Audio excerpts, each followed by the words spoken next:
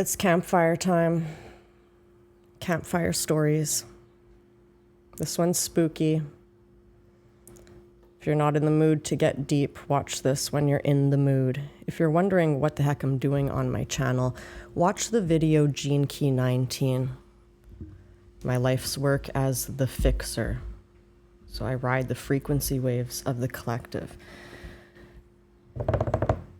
The story is in loving memory of a yogi named Nicolas Adeline and an ancient Tibetan monk. And the story ultimately is what ties the two together, the demon that even the monk couldn't defeat. The demon of it's not good enough. The hypercritical demon. I'm sorry I look like shit, but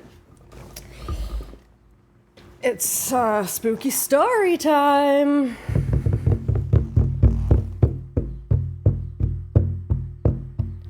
I tried to look up the name of the ancient monk. I had seen a YouTube video, very long. I'm gonna sum it up really shortly. Can't find his name. He had my birthday, or one day away from my, either the exact day or one day apart. So this ancient Tibetan monk got to the 0 point where he just felt everybody, like how I feel everybody, but he could see in meditation very clearly everything in the environment. And one day he noticed another monk, because all the monks meditate together in the same place, right? There was one monk meditating a little bit further out of the monastery in a cave alone, and his meditation field reach extended far enough to feel the guy in the cave. The guy in the cave had, I forget the word that they like to use. He had demons that he was fighting with. The monk in the cave was purposefully meditating alone in the monk in the cave. Maybe because he didn't want to bother the other monks.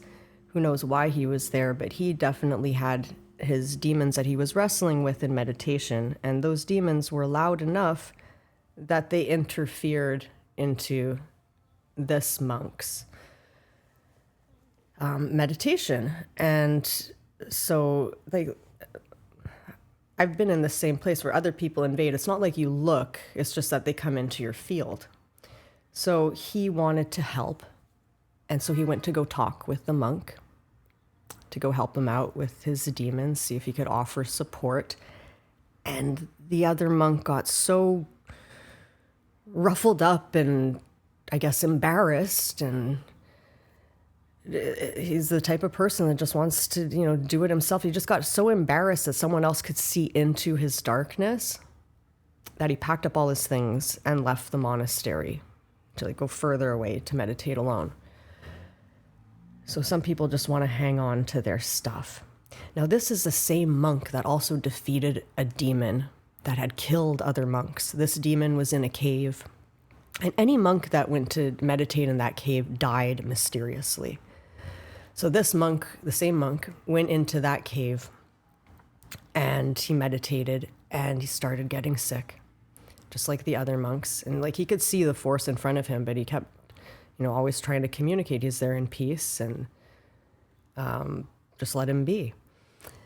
And he started getting sicker and sicker until he couldn't eat and was given herbs. He almost lost his life. And in that moment of death, when he was outside of his body, he had the real showdown with the demon. And he was like, "What's your problem? We're just here meditating in peace. Why are you killing us?" And the demon eventually said, "Well, I am really attracted to your light." And the demon had explained he was there to protect the mountain. And the mountain, the monk was explaining, "We're just here to meditate. We're not harming the mountain in any way." And eventually he reasoned with the demon, got his life restored. He healed back. And then the demon stopped bothering people who came to meditate peacefully in that cave on that mountain. So he defeated that mountain demon. I thought it would be easy to look him up, but when I looked up monk who defeated the mountain demon, you get an ancient Chinese monkey god king, which is pretty cool because that correlates with Hanuman that I saw. Like maybe it was a Song Kong also. It's the same kind of energy vibe. And the mountains that have been coming in. So a mountain is always symbolic of God, right? The higher you go, the closer you get to God. And you meet the demons on the way up the mountain. And in the animal book, only the deer with love and gentleness defeats the demon, the way that this monk defeated the demon in that cave. And so the next demon that he goes and encounters by accident, he's just like traveling and meditating. He encounters this demon who's just like, oh, you're too loud and like he was being as quiet as he could, but he decided he's going to be even more respectful for the demon and like not make a single sound. And like the demon keeps giving him these detailed things of like what's bothering him all the time, and he adjusts to comfort the demon. And the demon is constantly bothered by something, it's just constantly complaining. And the monk starts to reason with the demon, trying to tell it how like nothing is ever going to satisfy it as long as it has that perspective of just nothing ever being good enough, you know?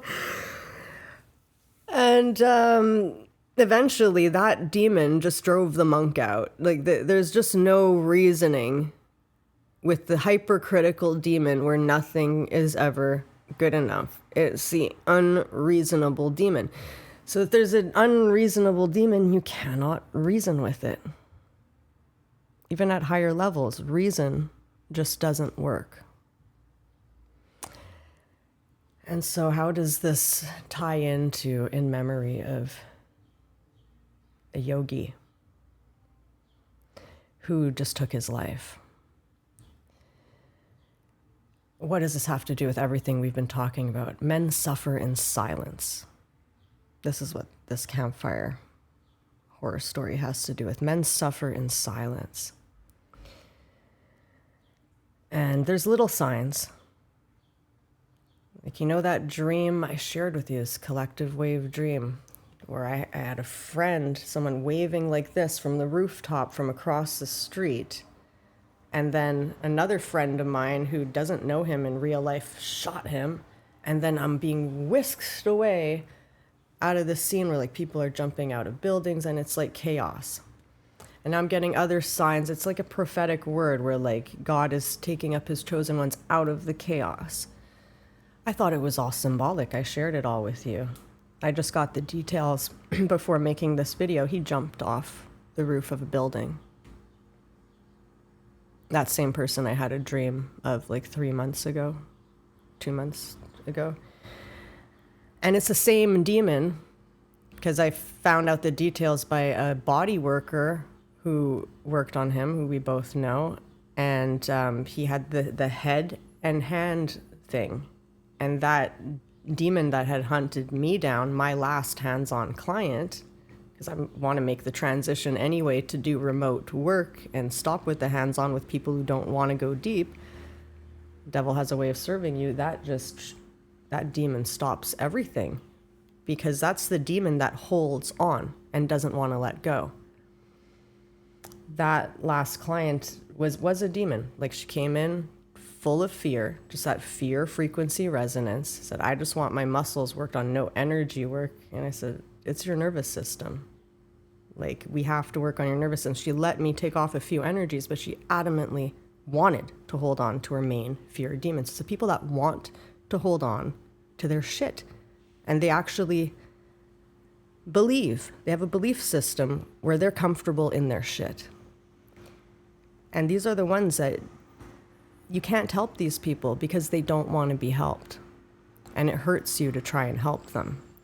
And so just having that frequency pattern with my empath abilities, that reflecting that, empathizing with that, it put me out. Is then how do you do neurosurgery on yourself when your head and hands are caught? You got to get help.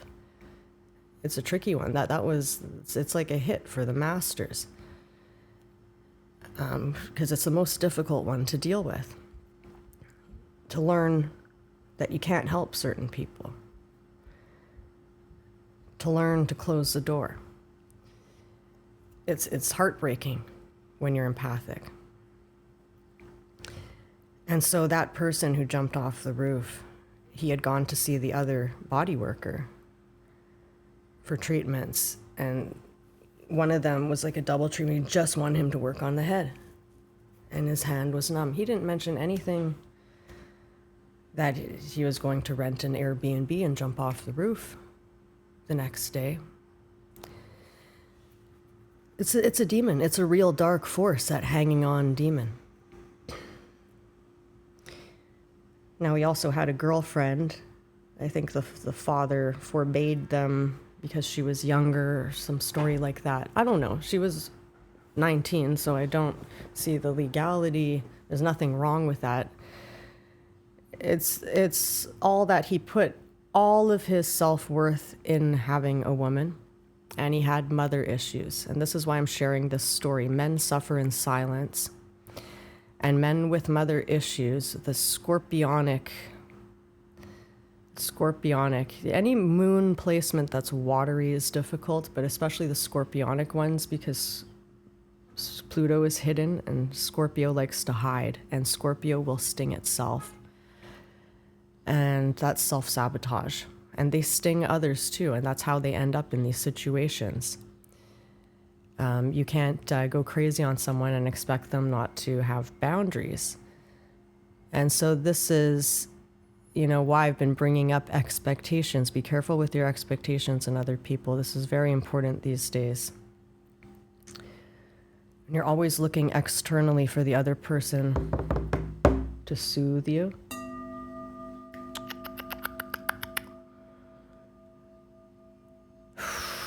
As if they owe you to be their mother that they never had, or their sister that they never had. They try and force you into these positions and project on you that you need to soothe their toddler self. No, healthy people have strict boundaries for that. But this is a pattern. You see the mother, and I believe the father did commit suicide, I just found out. So it's a repeated pattern. His last girlfriend, her ex, had committed suicide. So this person I haven't spoken to in years. And he had originally forced his way in to make me his sister. Like one of these very forceful, kind of covert narcissists in a way, doing everything for the community. Super, super nice, so pure on the outside, so giving, so loving. This person did a water fast once a month, water fasted for an entire week, and got some people to go along with them. It was always like helping and giving yoga lessons and trying to be all healthy and perfect. It's that hyper criticism of perfection and imagining they're perfect when really they have this ball that looks like this tektite, right? But it's a ball of dark anger that they're keeping inside.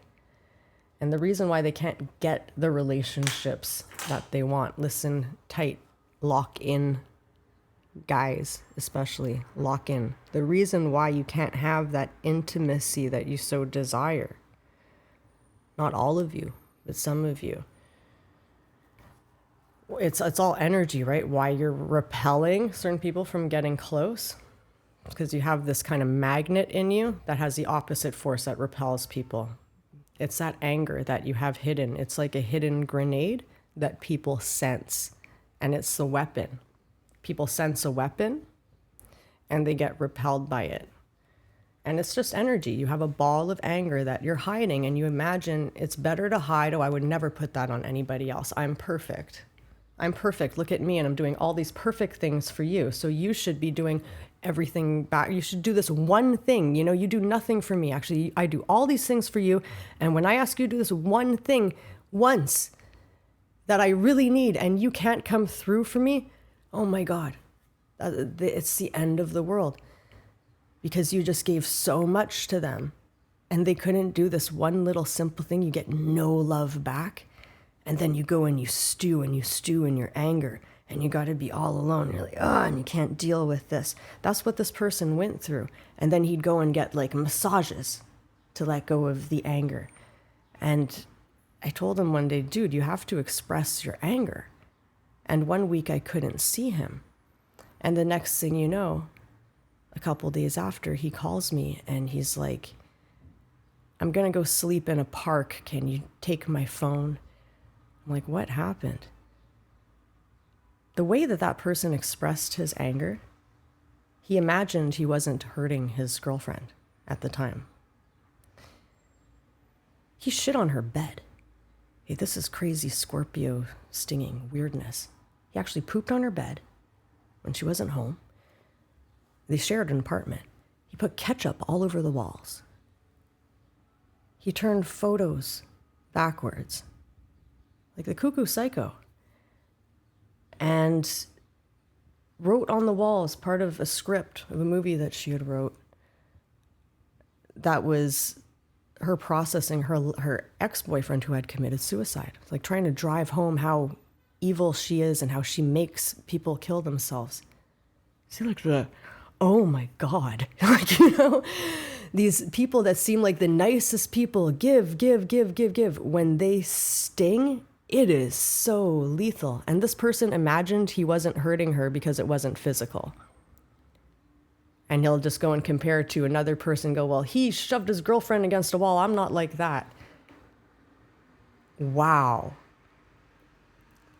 Like over the top drama for attention. And then goes and blames me. Well, I told him that he had to express his anger. No. You have to express your anger where you will not hurt anybody else, because that is a weapon. And hurting isn't just physical. It's psychological. It's emotional. And that is like a real effed up horror story, to the point where he lost all of his friends, including me. I empathized with him at first, and it made me so sick. I realized I could not be his friend, because who does that, And to blame me, no. You're not going to blame me for your insanity. And so it's just heartbreaking how sweet people with these mother wound patterns go for these women who just aren't right for them. They have nothing, they have a certain grounded stability to offer them because they need a woman so badly to have a sense of self-worth. But ultimately, like right down to the smell of the woman, all the signs are saying she's not for you. But they'll hang on to two things. Well, we can dance. Well, we have, food time together. It's like the schedule and the logistics and grounding is like good enough for a very emotional man, a water sign. But they're not getting the nourishment, the emotional or spiritual nourishment that they truly crave and need, and they settled. And then what happens when you settle and then you try and pull things out of people that aren't naturally given, and then resent the other person for not giving when you're asking, it's like love is given freely. Holy wow. The heavy.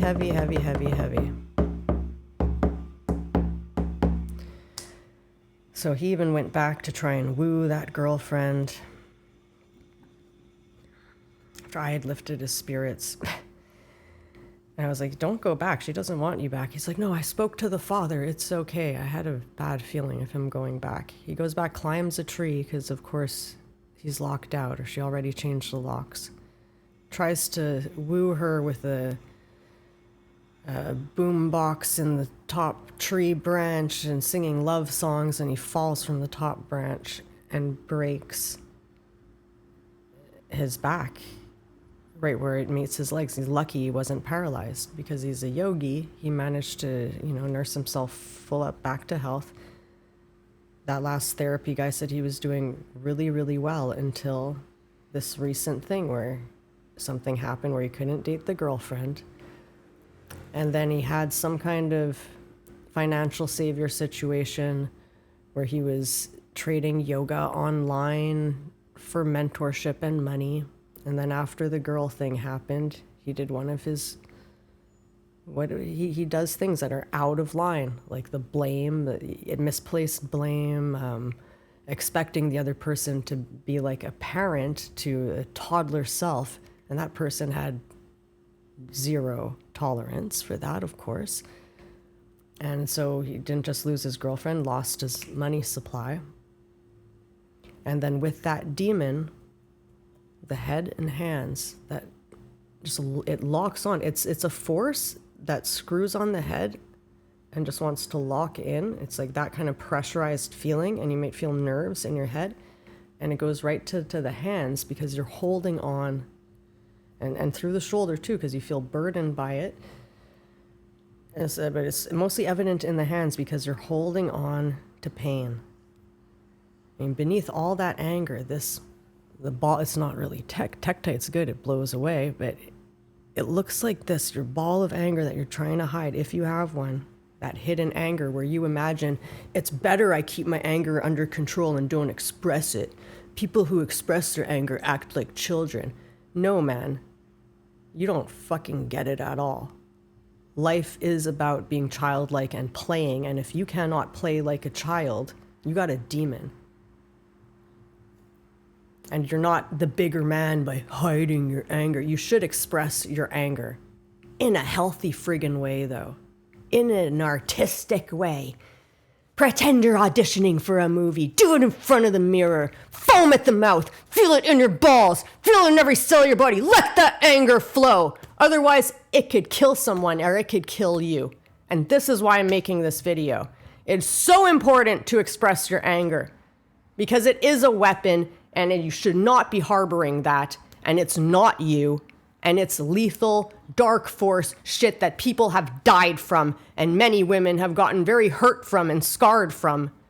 And men carry this and get heavier and heavier and more silent and suffer more and more because they don't even see that what's behind this anger is so much sadness. So much sadness.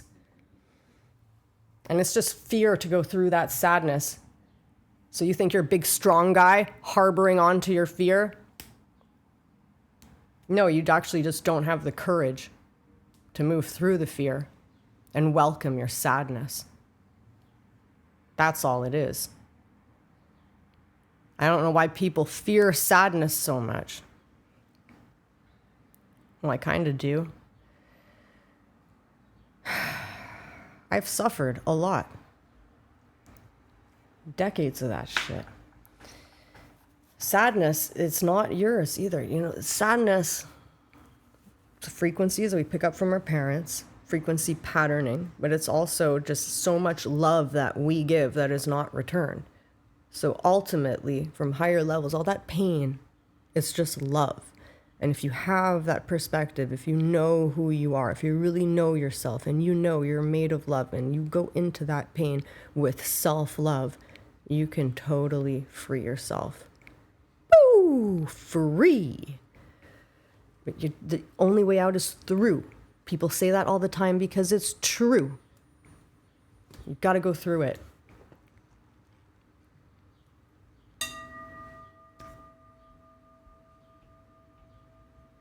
Or you might die. I mean, everybody dies eventually, but how do you want to go?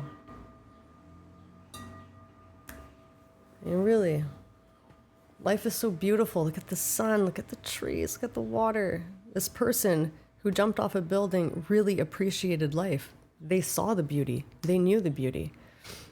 And it's often people who have such highs also, they have that dark, those lows. It's in those moments of lows you have to remember the light. And do not place all your value into the person that you loved. Nothing hurts more than losing that love. Because it's that separation wound. But you have to remember the times that you were okay without that person before you met that person. What you're feeling is the love. Like all that pain is just love without a receiver end. So you have to, like that tube where you have just love pouring out of you. Ow, ow, ow, it hurts. Where are they? You have to like put those tubes back into yourself. Stop looking externally with all this pain and give your love to yourself. It's like plug back in. It's a tubing situation. This is what I do. I follow frequency lines and they're like tubes. They connect. So when a tube is broken, it's like the live wire. I'm dying. You got to ground that tube. Stick it back to yourself because the love will flow. Man, oh man, oh man, oh man. So you love life. You're here to live life. You're here to play. Now is the time. That was a signal. This is a big marking in time.